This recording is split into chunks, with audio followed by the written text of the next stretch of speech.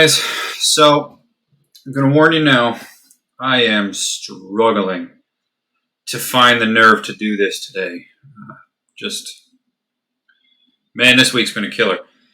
But I'm going to do it anyway because, I got to learn to work through this stuff. So, anyway, today we're going to talk about types of government and the differences between capitalism, authoritarianism, socialism, and then how fascism, communism, and anarchism all plays in together to create the types of government that we see in the world. So we'll start with how I like to think about these six things, because I think they're the six that matter. I think if you go outside of these six isms, then the words start to mean less and less, and they stop describing like large enough chunks of how the world functions that it starts to become pedantic and irrelevant. So these six words are what I want to talk about today, because it's important, and most people don't even understand how their own government plays into these, let alone passing judgment on other people's wants and desires to improve their government. So let's start by separating the terms. I like to place capitalism, authoritarianism, and socialism into a different category than fascism, communism, and anarchism. And those two categories are, on the one side, you have capitalism, authoritarianism, and socialism, and those are forms of economic structure. So it's the way that the economy in a given country or system or town or whatever subdivision you want to make, it's the way that they work. So whatever rules you put into place governing how things function within a society will always come back to the economy. And these are the isms that you would use to set up the rules of the economy. Fascism, communism, and anarchism I like to think of as modifiers to the other three. So you can have, like, for example, fascism layered on top of capitalism, and that will create a different outcome for a system than fascism laid over authoritarianism, or communism laid over capitalism, or anarchism laid over all of them. Like those three words are modifiers to the first three. So let's talk about capitalism, authoritarianism, and socialism, the differences between them, and how they interplay. So the way that I like to think about it is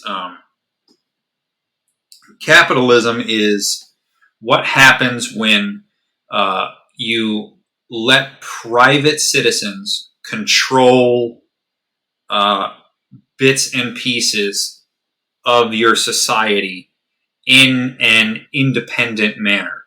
So, for example, when you own a business, what you do with that business, for the most part, is independent of what is happening around you.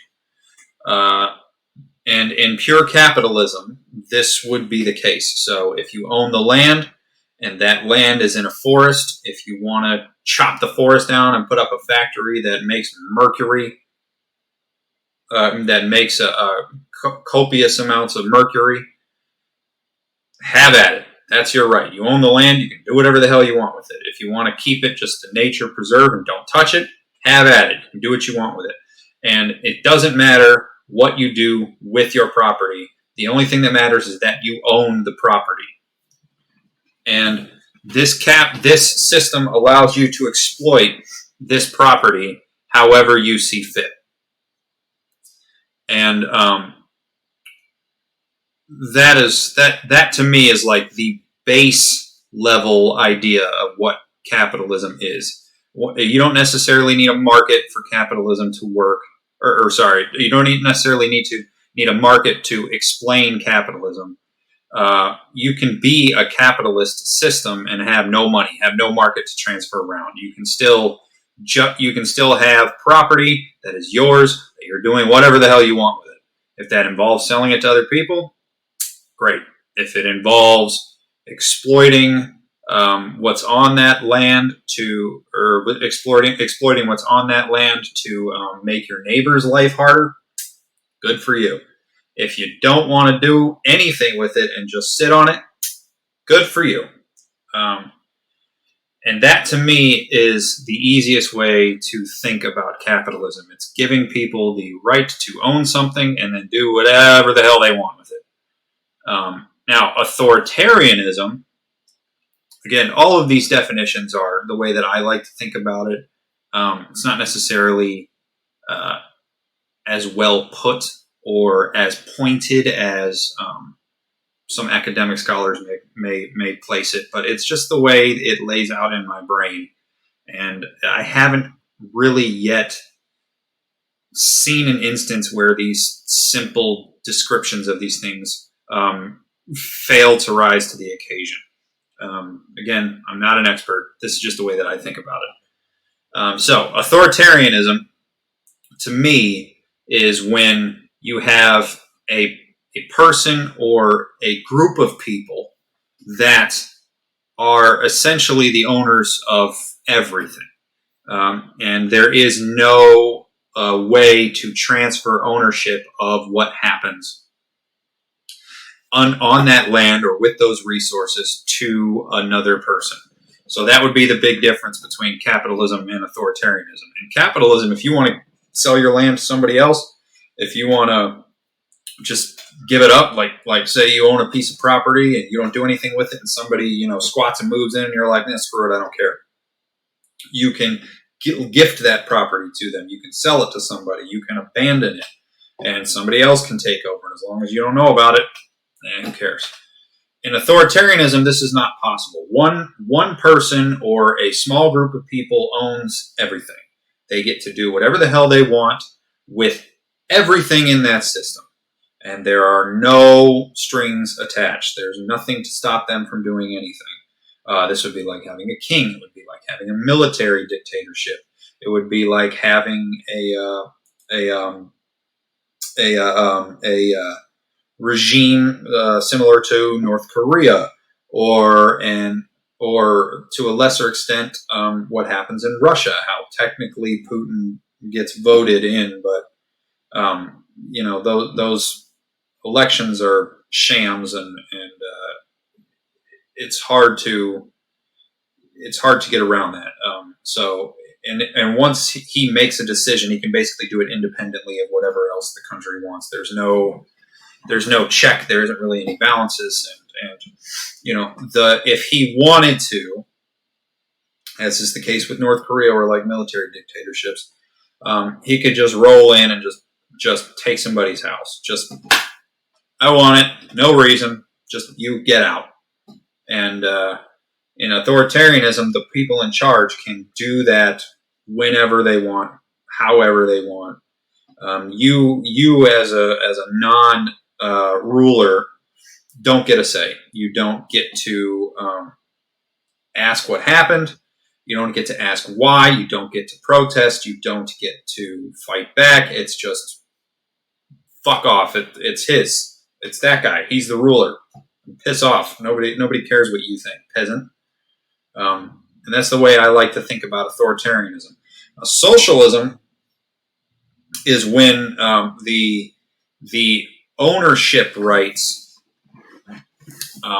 the decisions on what gets done with the property are spread out among the interested parties involved. So if you work for a business, that business doesn't have one single owner. Everybody who's contributing to that business will have an ownership stake, will get to reap the spoils of that business. And it doesn't necessarily have to be money, Just like with capitalism, it doesn't necessarily have to be money there either. But if you work and your labor is contributing to the well-being of a business in place, or a homestead, or just a plot of land that you're farming, if your labor goes to that, you get the spoils of it, and all the people involved also get the spoils with you. So socialism is a decentralized ownership plan where the ownership of the means of production are owned by the people that use those means of production. So you can't be a person that just owns a business and all the profit from that business gets reaped onto you, even if you never show up to the office, just because you happen to write the check to own that particular equipment.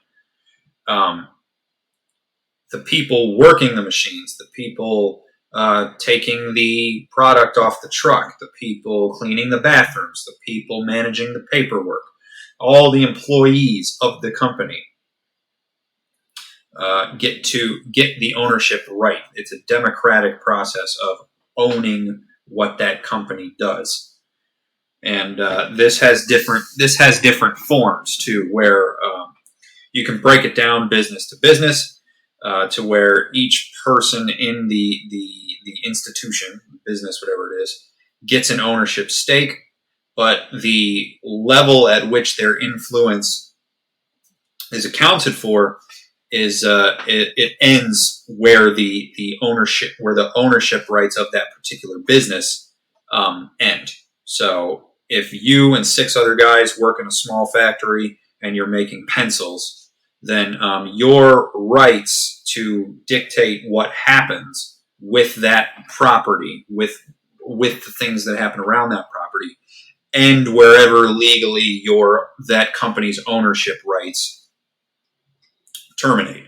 So just because you use aluminum or tin or whatever the hell they make the little cap on the pencils for, where the eraser sits. Just because you use that aluminum in your labor doesn't mean you get to control what happens at the aluminum factory. And same thing with the aluminum factory. Just because they make aluminum for your pencils doesn't mean that they get to control what happens at the business with the pencils. It's the people who directly contribute to the labor of that particular subdivision of society. And then you can grow the pool larger, depending on what you consider invested parties. So, for example, Social Security.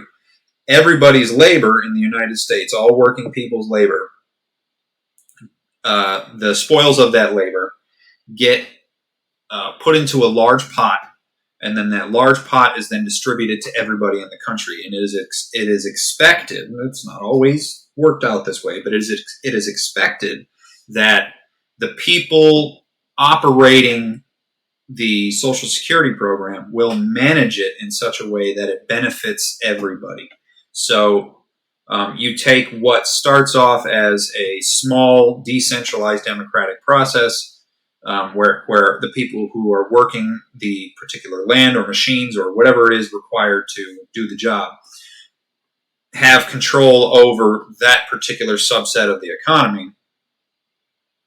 And you can work it all the way up to where everybody in the economy is invested in this particular thing, and that's how the Soviets worked out. They had a small group of people that decided that they knew that they were doing what was in the interest of the people of the country. They decided that their plan for the economy was what was in the interest of the people of the country, and that they were there enacting the will of the people, and the people owned what happened at the state level. Now, to be fair, this is what they said on the surface, when actually they didn't operate this way at all. They were authoritarians all the way. But their theory, the way that they described themselves to themselves, was that they were acting upon the collective will of the people. The fact that the people all participated in this experiment that was the Soviet Union meant that what the Soviet Union was doing was in the interest of the people. And that's how you can end up. That's one version of socialism where it's very top down. That in theory could work if the right people were given the right information and put in the right positions to manage what happened with the rest of the country. But it's never worked. So I don't have a lot of hope that in particular would be a good way to enact socialist policies. So in my mind, those are the three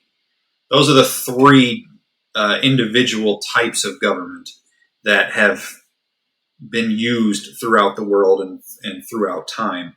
And I like to think of every country on Earth having existed in some kind of a spectrum. So I made this fancy little Venn diagram on Microsoft Paint because I'm so good at tech, and this is the way that I like to think about it. So we'll go. Let's do some nice fill-ins, shall we? I'm picking random colors. I do not know how they mix. Leave me alone. So, in my mind, every country exists somewhere in these colored circles. There's no country that has deviated from being inside these three colored spaces. Take, for example, the United States where we live.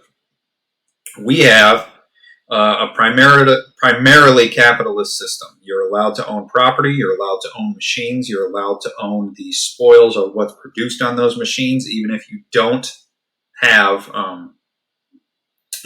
actively work on those machines. If you wrote the check to buy the equipment and to buy the land, and you have legal ownership to that property, you get to reap the spoils of that property.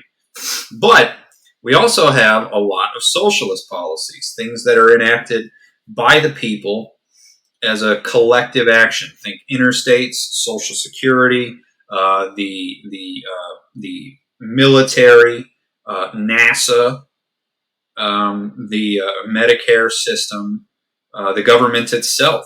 In theory, we all participate in the government in one form or another, and therefore the government is a socialist system. It is supposed to be there to be by the people, for the people, of the people, by the people, for the people. So we have socialist tendencies too, but then we also have a small slice of authoritarianism in us. It's not very big in the United States. Because there's usually checks on stuff, but we have the Supreme Court, 9 people who have the power to dictate what 350 million people are allowed to do. 9 people. That's a form of authoritarianism. Now, it's not particularly prevalent in our lives up until recently.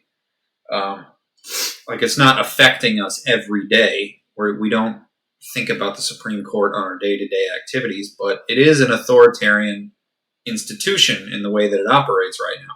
Same with the presidency to a lesser extent. But we elect one guy. That election takes place through a system that favors the minority in the country by default. And I don't mean minority opinion, I mean minority. It favors the areas of the country that have less people. So if it has less people, the fewer the people in the country, the minority of people in the country have an outsized amount of power in the government, then that is by definition leaning towards authoritarianism. So we elect a president, and the president has a lot of power over what to do with the military. They have a lot of power over what to do with the specific institutions that they're in charge of, like the SEC, the FCC, the EPA, the VA. All these are institutions that the president more or less can do whatever the hell he wants with at any given time, and is only checked by Congress after he does something, or she, eventually. And so that's a form of authoritarianism. So America is very. Where'd my damn mouse pointer go? Oh, there it is. So America is very firmly right in this middle section here, right in this green section. You know, we're leaning mostly towards capitalist and socialist, and probably right here in the corner. But still, there's overlap there with authoritarianism and socialism, and this is true for every country. You look at China. China is very authoritarian, and is very authoritarian in the sense that the small people that are in charge of the Chinese Communist Party get to make essentially every decision that happens in the country. They can veto whatever they want. They can control whatever they want. They can put their fingers in whatever they want and demand anything, essentially without recourse from the rest of the country. But they've also built a lot of stuff that the people use in the last 30, 40 years. High-speed rail, highways that didn't exist, entire cities that they built up. Now, I'm not in support of the Chinese Communist Party, but we're not going to pretend that they're strictly out there murdering all the people in their country. They're doing a pretty good job of murdering a lot of people, but they have built a lot of stuff, so that makes their economy and their government partially socialist. They've built it without the need for private ownership. They've built it without the input of any kind of capitalist class, for the most part, and they've really taken a hold of the development of their country and tried to do it at least for the good of the people that they actually care about. They don't care about a lot of people in their country, but the ones that they do care about, they have built a lot of stuff for. So that would be socialism. But in order to become the economic giant that China is now, they realized that they needed to shift their economy in a direction that was more compatible with the way the rest of the developed world worked. So they privatized a lot of their economy. The government voluntarily, even though they could still put their fingers in it, the government voluntarily pulled their fingers out of the pie a little bit and let the people of the country own their own businesses and let the people of the country start to buy and accrue the resources required to run their own businesses. Now, they still are businesses run at the behest of the Chinese Communist Party, but it would be insincere to act like China is not capitalist in many extents. They're just capitalist they're capitalist mixed with authoritarianism and a splash of socialism. But again, right here in the green, different distribution than the United States, but in the green. And you can just run down the list of every country to ever have existed. I don't know who that was. But you can run down the list of every country ever to have existed, and they'll fall somewhere in these colored zones. They won't necessarily have a little bit of all three, but they're going to have at least two of them, every country ever to have existed. And I find that a lot of people don't grapple with that analysis particularly aggressively. I don't think about it all the time. It's just like, oh, American's capitalist, or China is communist, even though they're not communist. They just call themselves communist, but they're not. And I think that it's important to recognize what these particular economic models bring to the table and what's the best way to mix the three to create the most just, most fair system. I tend to think that we don't need a whole lot of authoritarianism, but I'll admit that there are instances where having a small number of people making a bunch of really fast decisions is probably useful. Say a hurricane destroys a city, you probably don't want to hold a vote to figure out what to do about that. You're probably just going to want people to make decisions. So a little bit of authoritarianism in certain instances is probably a good thing, but mostly I think that we should be leaning towards the upper part of this graph. And if I'm being honest, me being a leftist, I'd like it to be leaning towards the upper right part of the graph. And I'll get later into why I think that, but right now I'm just describing things. So, moving back to, now we're going to get on to what fascism, communism, and anarchism means. So we'll start with anarchism because it's the easiest to wrap your head around. Anarchism is an idea. It's not a form of government. It's just an idea where you just do whatever the hell you want. Like, there's no rules. It's different than capitalism, where capitalism requires an agreement and a governing institution to guarantee the ownership rights of things. Anarchism just bets on the goodwill of people. Like, if you live in that house and that's where you're actively staying, then anarchism basically bets that somebody won't come in and just kick you out of your own house. But there's nothing in anarchism, in theory, that would prevent that from happening. And it's a theory that bets on the goodwill, the goodwill of people towards other people. So, from what I've read from some people who have thought this through quite a bit, it's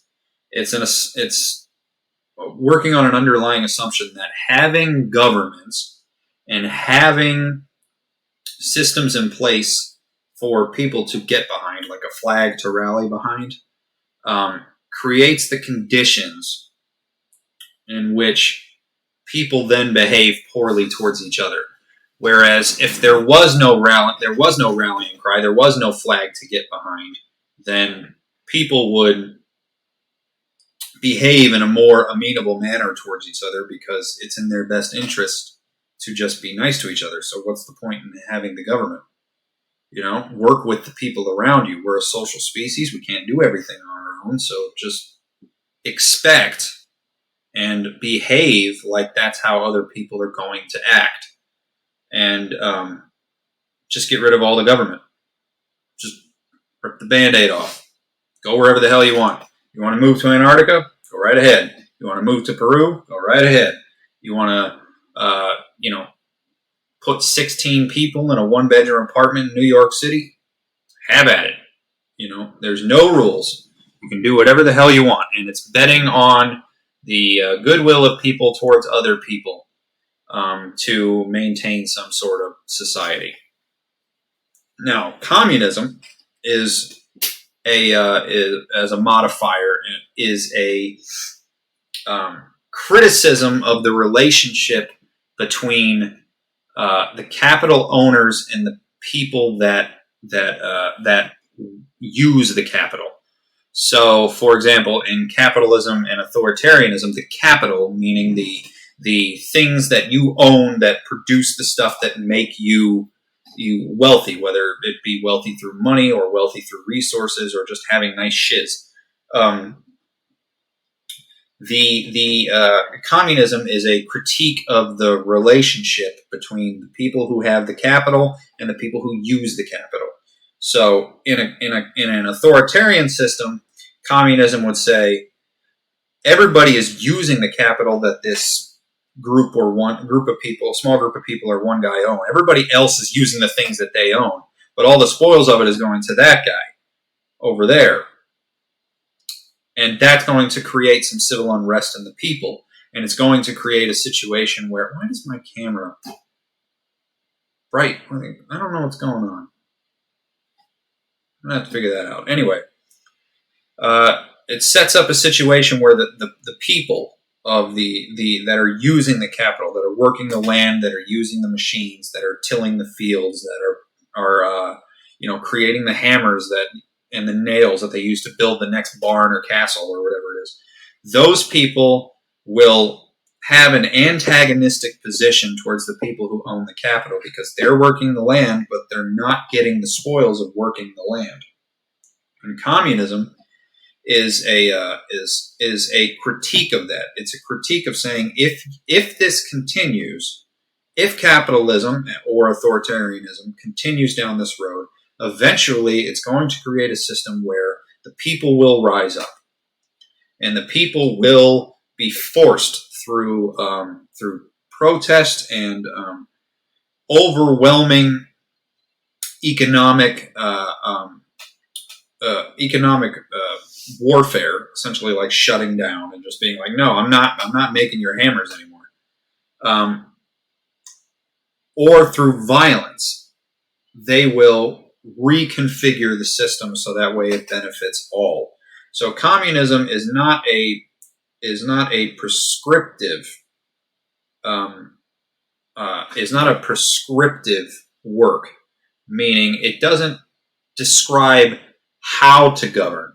It doesn't describe a type of government. It describes the antagonistic position between the people who own the capital and the people who use the capital.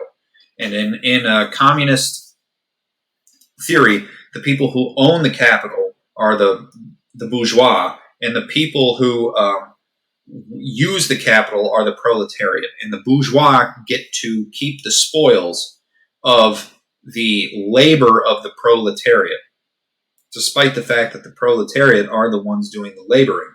So communism is trying to shed light upon the breakdown of the relationship between the capital owners, the bourgeois, and the laborers, the proletariat, and how that will eventually result in so much discontent and so much negative emotions towards the bourgeois that the proletariat will rise up and overthrow them. And the only way to prevent this is to create a system where the works of the proletariat results in the spoils going to better the lives of the proletariat and not the bourgeois. And but it does not describe how to get there. So since there's no description of how to set up a system to achieve this end, it becomes a lens in which you look at the three systems of government that are all over the world, and you modify the way that they work and the relationships between them to, as closely as possible, reach the goal of the proletariat's labor and the spoils from that labor going to the proletariat and not a higher class of people called the bourgeois.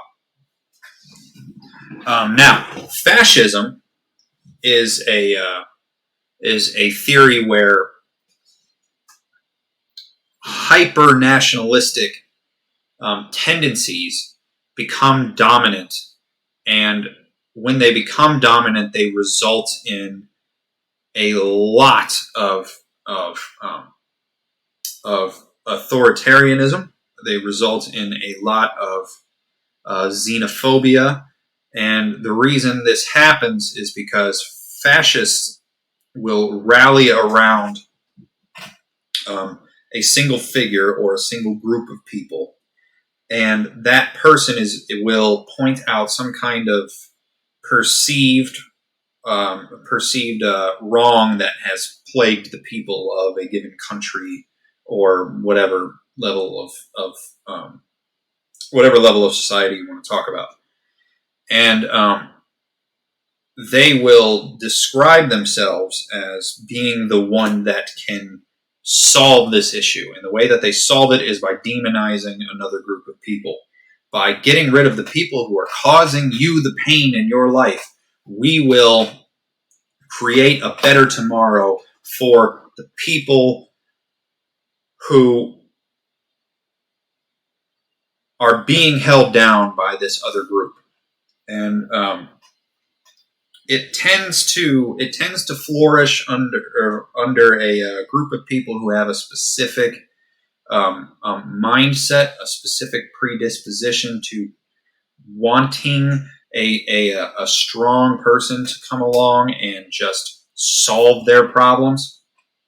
And as such, when a strong person comes along, they don't have to be smart, but when a strong person comes along that can create that base of support where the people who are just looking for somebody to tell them why they're struggling, why their life is in shambles, and who do I have to blame to fix it? And when somebody comes along and gives them that answer, whether it's correct or not, usually it's incorrect,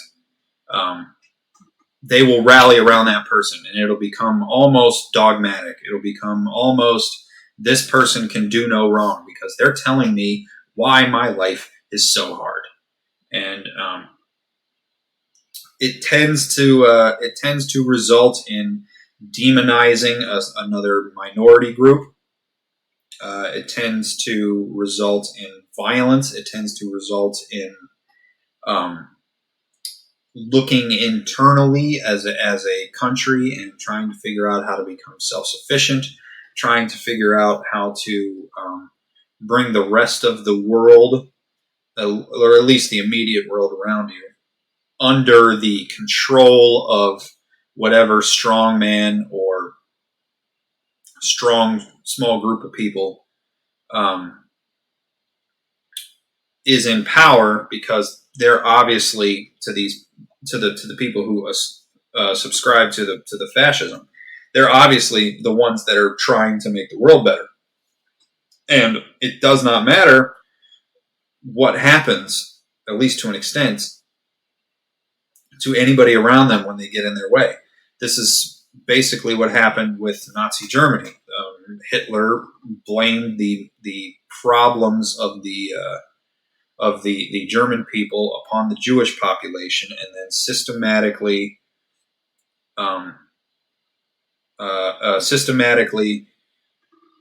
propagandized the people who were already primed, because Germany was going through a lot of economic struggles under the Weimar Republic. They were already primed for a strong man to come along, and Hitler came along, seized power, and then gave them the answer to their problems. And the answer to their problems was wrong, but he gave them the answer. And then from then on, it was Hitler. Hitler says we're going to do this. Hitler says we're going to do that, and they tried to exert their will over the rest of the world. They thought that their particular brand of thinking about the world, come hell or high water, needed to be pushed upon the rest of the world, even if they didn't want it. And this is this is why I call fascism a modifier, because it is a lens through which you view what is happening to the world and to you, and that lens will bend your proclivities towards certain forms of authoritarianism or capitalism or socialism, depending on which dogmatic person you're following. So, for example, in the USSR, we'll go back to the Soviet Union. The Soviet Union was fascist in the sense that the country was fiercely dogmatic to the leaders, at least under Stalin. I'm not super familiar with the later stages of the Soviet Union, but at least under Stalin, Stalin was like the guy. Like he was everything he wanted to do, everything that he did was propagandized to make him look like no matter what he did, no matter how bad it got, he was there to protect you. He was there to solve your problems. Same thing happened with Hitler. Same thing happened with Mao in China, and the same thing happened in North Korea with the Kim family, and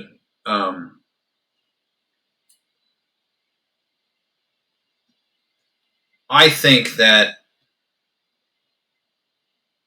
understanding these terms through the lens of you are some mix of capitalism, authoritarian, and socialist, and the proclivities of the people to look through the lens of fascism, communism, or anarchism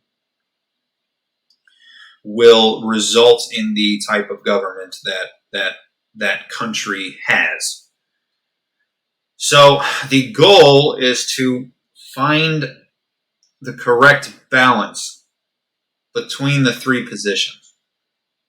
And the reason why I think we need to find a correct balance between the three is because I don't believe that any one system can solve all of the problems that present to to a country in today's world. It's too complex. There's too many parts moving around to rely on one system. So if you're authoritarian, then the authoritarian government has to make the decisions for everything that happens in the country. Think about everything that happens in a country. Every person who goes to work, every kid that goes to school, every farm that gets farmed, every machine that gets built, every toy that gets sold, every gallon of water that gets moved, every brick that gets laid, every building that gets built. I mean, there are decisions all the way through there that need to get made, and an authoritarian government cannot make them all. So they have to offload the responsibilities to more and more people. The more defined and the more the greater, the closer you look. The closer you look at each individual problem, the more people are required to solve each individual problem. So the authoritarian, depending on if they're looking through the lens of a communist or the lens of an anarchist or the lens of a fascist, will then lean their economy either towards a socialist end or towards a capitalist end. Same thing with a purely capitalist economy. There are things that simply cannot be handled by people owning property and trying to profit off of that in one way or another. For example, how do you profit off a streetlight? You can't profit off a streetlight because the way that you profit is by restricting access. Think about it. If anybody could just walk into a hotel and get a room, and just walk into a room, then the hotel wouldn't be able to make any money because anybody can just walk in. So the way that they make money is by restricting access to the hotel and only letting people in that meet the requirements to be in the hotel, aka can afford to pay. But how do you do that with a street light? Do you put a coin slot on it? Does it only turn on when somebody puts a coin in it? What if a car is driving by? How are they going to put a coin in the street light? Plus, why would they put a coin in the street light? They're only going to be there for 2 seconds. Plus, if one person puts a quarter in a street light and it lasts for 5 minutes or whatever it is, and then another person walks over and sits under the street light for 5 minutes, do you make them pay? It just doesn't work. There's no financial way to profit off of a street light. And the same thing is true for essentially all of the major infrastructure in most countries. You can't really profit off of roads. They cost too much to build, and they're much too important to so many other things to cut them off and limit them based off the ability to pay. I mean, there are some toll roads in America where you have to pay, but imagine if every road you went on had a toll. And the size of the toll was related to the number of people that use that road and the amount of money it takes to maintain that road. So if you're in a city and you're on a back street, there's 6 houses on the back street. And so that means at what? You're going to have, say there's 2 cars every house. That's 12 cars going down that road. And then whoever comes and visits them. to replace a road, say you replace it once every 10 years, you dig it up, it's tens of thousands of dollars minimum. So when you only have 12 cars paying the toll, 6 households, so essentially 6 sources of income paying for tens of thousands of dollars worth of work minimum, then the tolls to go down that one side street are going to be massive, as opposed to like Interstate 80 here in the States, where that road is insanely crowded pretty much everywhere in the country except some places out west. So, like, the amount of money per car per trip down the interstate doesn't have to be particularly high because so many people use it that you can get away with tolling that one particular road. But trying to toll all the side streets, trying to toll the construction of all the water pipes, the sewer pipes, I mean, all of this stuff is just not possible. And, you know, in theory, you could charge somebody through, like, making them pay a bill. But if everybody's paying a bill to a private company and there's no governing body behind it, eventually the private company just becomes the governing body, and boom, you got a friggin' socialist system again. Because what are they going to do? Are they just going to take all the money and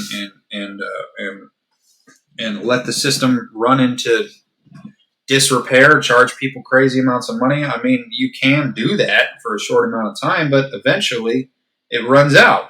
Eventually the system breaks down. Eventually it needs replaced. Eventually people just can't afford to pay you. And then it all falls apart. So, yeah, maybe you can privatize it for a short amount of time, but that stuff is far too important and far too hard to financially gain from to justify letting it be handled by private ownership and letting private hands try to profit off of it. So even in a capitalist system, that stuff gets offloaded to the government. And in theory, the government is operating of the people, by the people, for the people to some extent. And as such is a socialist power building those things out. They're not doing it for the good of profit. They're doing it for the good of everybody, the good of the proletariat to some extent. Obviously, there's nuances here. And, you know, roads in America are crap, but, you know, they're functional most places. And then with socialism, if everything is controlled from a socialist perspective, where everybody who has a stake in it gets a say in it, then eventually the decision-making process ends up becoming too cumbersome. You end up with too many people with too many varied interests trying to make decisions on how big of an eraser we should put on this particular pencil. So it has to subdivide down. Now you can still have socialist tendencies even on that lower level where it's, you know, it's worker ownership of the business, but that business is still the concept of the business, not necessarily a person, but the business itself is still controlling the capital with which those workers who own the business, it still owns the capital that those workers are using. And as a result, they're trying to profit off of it. Now, they're trying to profit off of it for the good of the workers in that business, but there's still a profit motive there. There's still a market-driven approach to that. So socialism will subdivide down and have some capitalistic tendencies, because it's impossible for a top-down system to choose what is the best sized screw to put in this particular part of this particular model of 4 cell phones that Samsung makes. You know, that stuff it's too minute, it's too small to expect the collective will of all the people involved to make that decision. So talk about where we stand today now that we have my rough theory of the game figured out. So where we stand today is we stand on the edge, I think, of our mostly capitalist system that the liberal West of the world has cultivated all throughout the rest of the world. I'm not saying it was a good thing. Just saying they cultivated it. We stand on the edge of it really shifting. It really having a moment where it's changing hands, because the current private ownership capitalist system is failing in a lot of ways. It's failing to curb emissions. It's failing to curb the income inequality throughout the world. It's failing to find a profit motive to feed people in parts of the world that are in famine, while other parts of the world have far too much food or resources. I mean, the United States is overrun with food that gets sent here because people can afford to buy food at a mildly inflated price, so that way the loss of other food is justified. So if you go to McDonald's, they don't sell every hamburger, but they charge enough for the hamburgers that they do sell, that the hamburgers they can't sell and the products that go bad sitting on the shelf can just be thrown away, and it doesn't hurt the bottom line. But in a more fair system, the amount of waste that happens because the profit motive justifies the waste wouldn't be allowed to exist in a more fair system. That excess, that overabundance of resources that goes to the people lucky enough to be able to afford it would be refocused, so that way it's less inefficient here in America and is more efficient in other parts of the world that need it. And so the current capitalist system is really poor at addressing that. It's really poor at addressing climate change, because the profit motive at the moment is just to keep doing what you've always been doing, because you've already bought the machines, you've already developed the technology, you've already paid for the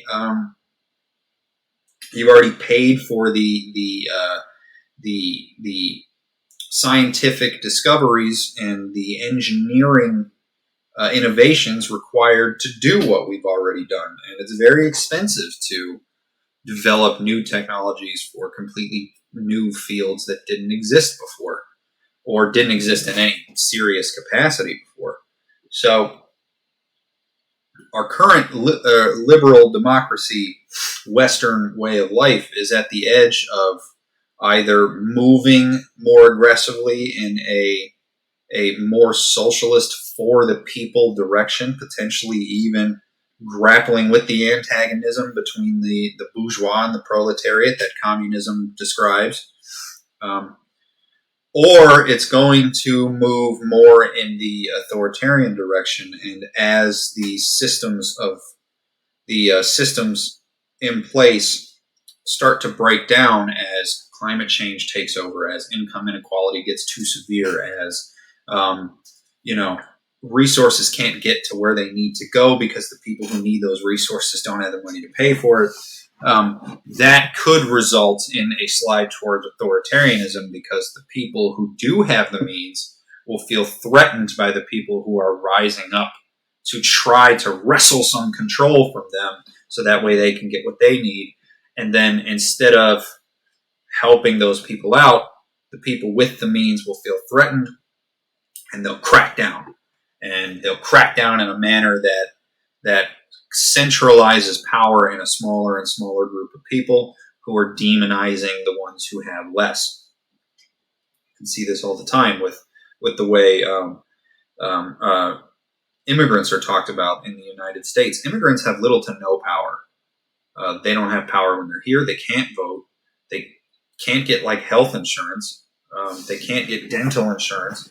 They can't file taxes, so they're not allowed to take advantage of Social Security. They're not allowed to take advantage of Medicare or food stamps or all this stuff. So They don't have any bargaining power for wages because, you know, an employer can just report them if they ask for too much money.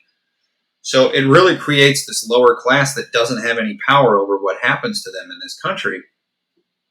And the rest of us, the ones that have the ability to have all the resources at their disposal, are having a moral fight over whether or not having them here is a good thing. It's like they don't have any power. They don't have an effect on the outcome of this country unless we let them have an effect on the outcome of this country. It's like the people who get mad at immigrants because they take lower wages, and then the lower wages depress the wages of naturalized Americans. It's like, well, just don't let them be paid less. Like, just make employers pay them like they're normal Americans demanding a higher wage, and boom, all of a sudden, that particular thread of the economy is just it evaporates. So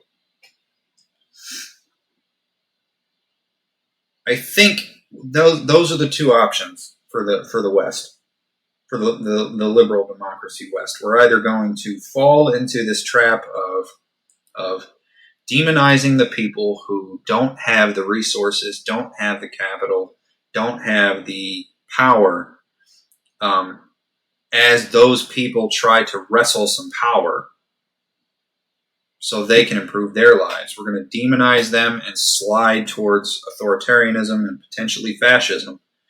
Or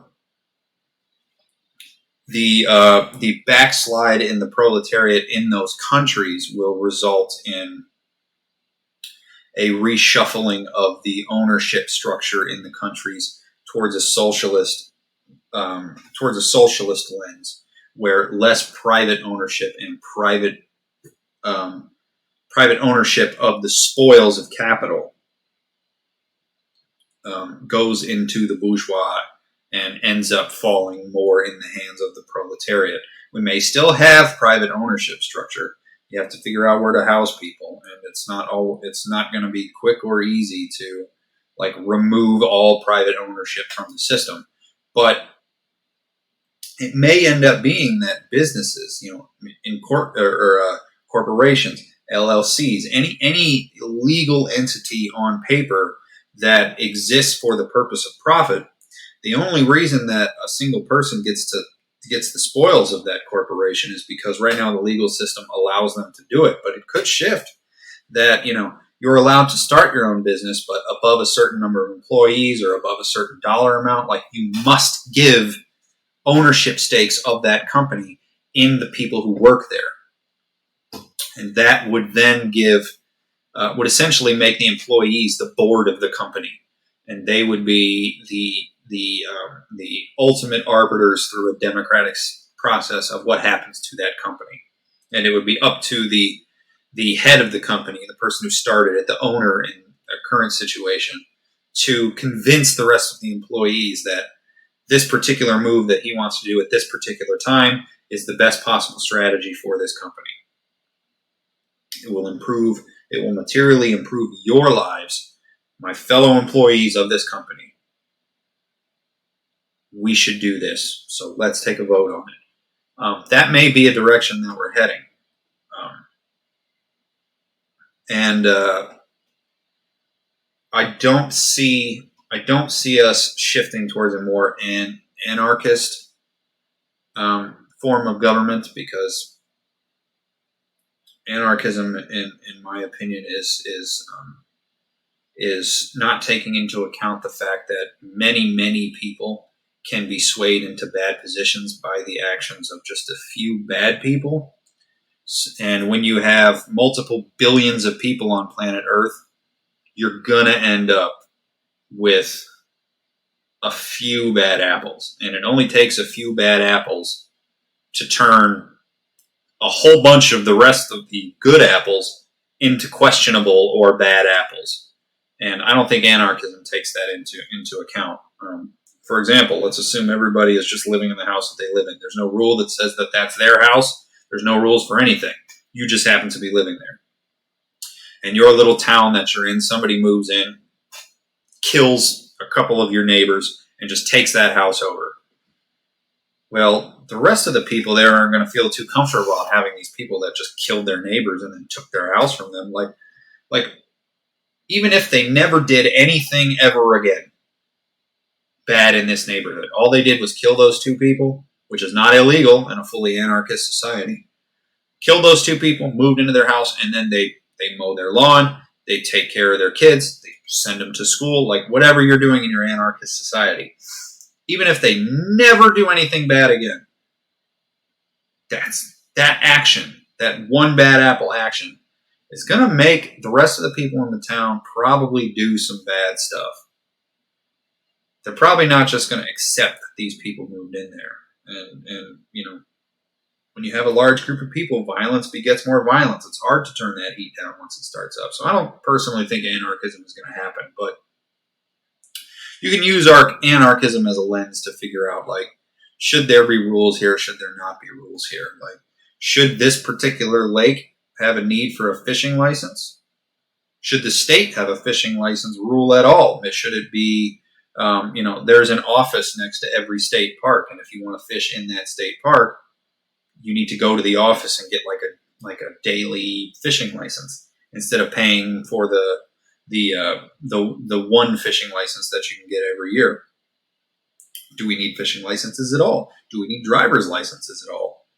I mean, I know the history behind why all these things happen, so my answer is yes, we do absolutely need these licenses, but looking at them through the lens of anarchism will help you to question things that might not necessarily be a necessity, but just are things that we do, you know? So I think we're probably due for a change. And the same is going to be true for the parts of the world that don't align with the liberal democracy, West China, Russia, North Korea, many countries in Africa that haven't broken out from underneath the boot of a lot of the warlords and stuff that happen over there. Middle Eastern monarchies. There's probably a shift coming with them too. But if I'm being honest, I don't know enough about the internal economic struggles of those countries to make a prediction about which way they're going to go. Information is oftentimes skewed in the West in these countries. You can get a pretty decent general idea of what's happening, especially in China, because China's finances are so interwoven with the rest of the world that you can get a pretty good picture of what's going on there just by keeping track of what's going on with their companies. But I don't know enough about it to be like, yeah, this is probably going to happen. But moving on to what I think is the best system, what I believe would be the best way to set up a government. And I believe that the most equitable system maintains the money structure that we have now. The financial system that is in place, I'm not talking about stocks or Wall Street or any of that stuff. I'm just talking strictly the dollar, the way the dollar works, the way government spending works. I think that's a good system that we can leverage to do a lot of good things. So I would leave that in place. The ability for private companies to be owned by one person or a small group of people, like a family, for example. I think once a company reaches a certain size, I'm not entirely sure where that size is, because small businesses can be taken down pretty easily by some people just doing some shady stuff. So having one or two people that really care about making that business succeed is probably better than it's probably good to give them sole ownership of it to get the business off the ground, because small businesses don't have a very large footprint on the economy worldwide. They're not going to drive. They're not going to be significant drivers of like climate change or civil unrest. No matter what they do, they're a small business. So, and by definition, their footprint in the economy is not very large. So I don't necessarily have an issue with like small businesses being owned by one or two people and the spoils of that small business going to those people and those people alone, provided what small number of employees they do have are being properly taken care of by that business. Equal to what they're getting out of them. Obviously, you don't want deadbeats in a small business because that will take it down. But if there's a person who's working and doing a good job at a small business, they shouldn't be paid less because that small business has less capital. If your current small business is not making enough money to pay your employee, you shouldn't have that employee. Like, it's just basic. Adjust your business model so there's some more profit. Take on a little bit more responsibility yourself, and tell that employee that, hey, realistically, we don't have the money to pay you a living wage. So, by all means, go find somewhere else to work. If you like being here, we will call you back when we get this thing figured out. But once a company reaches a certain size and they start to have an outsized footprint in the local economy or the national economy at large, then I think that, it should be mandatory to give ownership rights of that company over to the employees, because there's going to be enough of them with enough varied interest that they're going to democratically probably come to some good decisions. And one or two bad apples in the program is not going to take it down. Realistically, the people in the company could just get rid of those one or two people that are not in good faith trying to make this company work. So I think above a certain size, letting the socialist tendency of ownership of the capital going to the proletariat, the people working the capital, is an excellent way to create a more equitable society. So that way you don't end up with Jeff Bezos having a yacht so big they want to tear a historical bridge down to get it out into the ocean, while he has employees that are on food stamps. It's like, there's not really a moral justification for that. You can't wrap yourself into enough knots to convince the proletariat and the workers of the world that is an equitable way to do society. As far as the larger top-down socialist policies, I believe that having the government invested in roads, having the government invested in roads being nice, in infrastructure being nice, in not being afraid to, or not falling into the sunk cost fallacy, which is one of the issues we have here in America, where we spent a bunch of money on interstates over the years, so we just keep rebuilding interstates when it's perfectly reasonable to assume that, hey, maybe we shouldn't have this interstate going right through the middle of a city. It would probably be fine to have the interstate end near the city and then have just like high volume streets go into the city. It's a lot cheaper of a thing to produce. It doesn't cut off neighborhoods like having interstates does. Because when you have a road with no level crossings, where the crossing roads that go over it have to go over the road or under the road, so that way there can't be any red lights or circles or intersections of any kind. It creates a division where the economic growth of one side of the highway is separated from the other side of the highway. In most instances, the neighborhood close, like in an inner city, most instances the neighborhood on the downtown side of the highway will have larger economic growth than the neighborhood that's on the outside side of the highway. So I don't necessarily think that in dense urban areas, like highways running everywhere is the best way to do it. We can build higher volume streets. We can put in more circles to handle heavy traffic. I mean, I've been to countries with 4-lane traffic circles, and they're great. Once you figure out how they work, dude, those things can hoof cars through, and it never stops. So that would probably be a good investment. We could invest better in public transport. We can invest, the government could be invested in making cities more walkable, so that way we don't even have to use transport at all for a lot of our stuff. It's one of the things I like about the neighborhood that I live in is like, it's not really walkable, but it's definitely bikeable. I can hop on my bike and get everything that I need. Groceries, car parts, nice restaurants, places to go. There's a beach near my house. Like, I like that a lot. Now, to be fair, I've definitely fallen into the lazy American trap, and I drive way more than I should. So I'm not, a perfect little angel with all of this, but I think that having the government invested in doing those things is important, and a good way to do that is to let the government hire the employees and own the equipment to do these things. So what I mean is, like now when we build a highway, we set our expectations as a government. Like, we want the highway to be this many lanes. We want it to travel this path.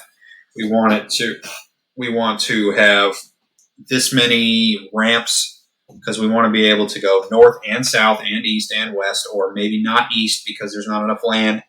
Whatever. We set the requirements, and then those requirements get bid on by subcontractors. And those contractors will then hire people and equipment and rent the stuff required to do it. So there's an extra layer there that gets profit siphoned off the top, and also creates incentives for companies to come in behind schedule, to bid low, and then once they're in the middle of construction, what are you going to do? Go with the contractor that had a different plan? If that's the case, then you just pay them more money to finish it. Maybe if it gets bad enough, you fire them and hire somebody else, but then you've got all the startup costs for bringing in somebody else. Whereas I think a better way is just let the government employ the people. So Japan's pretty good about this. Like, the people who come in to fix things in an emergency already have the equipment, they already have the knowledge, and they're already employed by the government. So rather than have this whole like planning and bidding war that happens here in the U.S., the Japanese government just points at a problem and says, fix it, and the people that they already employ, go fix it. It's way faster. It's way cheaper. And to be fair, the Chinese government also works this way. The Chinese government just goes, build that, fix that, make it happen, and they just go do it. And the things that those countries manage to build versus what we in this country manage to pull off, there's just no contest at the moment. Like, don't get me wrong, we have really good military toys, but like roads and trains and public transit and redesigning our cityscapes to make more sense for the modern world, where we're significantly less industrialized in the city center. We've done a really poor job as a country of revamping all of that stuff to make it into the modern era. And I really think it's because we allow this private class of businesses to get in between us just doing things. Whereas if we had a government that didn't have those contractors, there wouldn't be a financial incentive for Congress people to scratch the back of the guy that owns the company that gave them a campaign donation. There wouldn't be an incentive for people who became successful as like contractors to then get into the public sector for the planning. So that way, like, I used to be the owner of this company, but I've since, given control to somebody else, but I still own stock in it. Like, oh Lord, well, we better give this contract to this guy. We better build this thing this way because that's his level of expertise. And I think all of those like compounding factors could be just written off the board if the control of the situation was just handed strictly over to the government. Like, give them the employees, give them the equipment, give the government the right to fix things when it needs fixed, the right to plan large infrastructure projects. Obviously, I want the public to have input in this. I don't want the government coming along and just taking people's houses to build a new transit line. But there's times when it's necessary to completely revamp whole areas, like demolish entire sections of infrastructure to build new infrastructure. And I think that would be more expediently done if the government had control of it. And as far as defense goes, I think defense is would also be pretty well handled by the government handling a lot of the innovation that happens with defense. Right now, we spend a lot of extra money and line the pockets of a lot of defense contractors by being like, we would really like a new plane, a new fighter that does these things. And then you have a bidding contract with a bunch of companies that go like, we think we could build it. Here's a rough design for it. And then the government goes, all right, we like that one. And then give them all the money. And then the cost overruns. This is what happened with the F-35. Granted, it was partially the government changing what they wanted out of the plane like halfway through. But a lot of the cost overruns was because it was basically a blank check.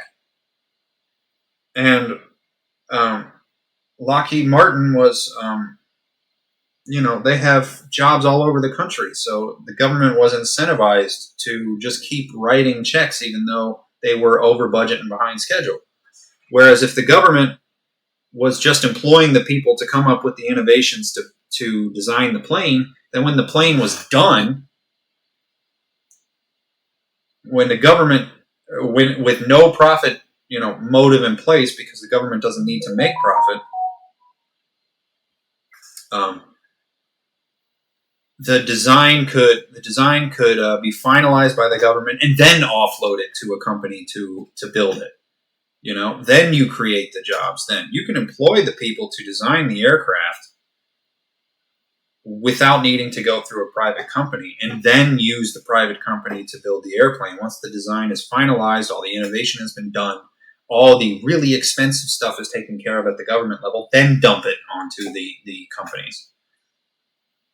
And then also, I think the government should make sure that everybody has access to stable income, whether that be an employment system, whether it be a guaranteed job system, whether it be some combination of the two, or a third option that I've never heard of. The government should do that, and same with healthcare. The government should cover the cost of healthcare. The government basically already does all of the research for all the stuff that happens in the medical field, and then we just let the private companies run away with the profit. That's bullshit. And so that's essentially, long story short, I think private ownership, private capitalism should only be okay at very small scales. And then once the companies get larger and they start having an outsized impact, socialize that shit. Just automatically let the employees do it. And then at higher levels, you should give the government as much control over the development, the building out of infrastructure, the defense budgets, the social safety net. Give them as much control as needs to be given to them to remove the incentives to grease the private market, which is essentially what's happening now. And then, some simple stuff around some smaller stuff around the edge, and I think you've got a pretty good system, personally. But you'll notice, and this is the important bit, at no point in this whole video was capitalism or socialism or authoritarianism or fascism or communism or anarchism presented as an inherently bad thing. Because none of them are inherently bad. It's what we do with them that are bad. So when you hear the word socialism and you hear the word communism or capitalism, don't have a negative gut reaction to it, because the negative gut reaction will lead you down the wrong path. Think about it through the lens of where does it make sense to be this particular way. And I think you'll end up at the right answer. And I hope that the way that I think about it is helpful. I know this was a long-winded video, but a lot of nuance in here. So I will catch you guys on another day. Bye.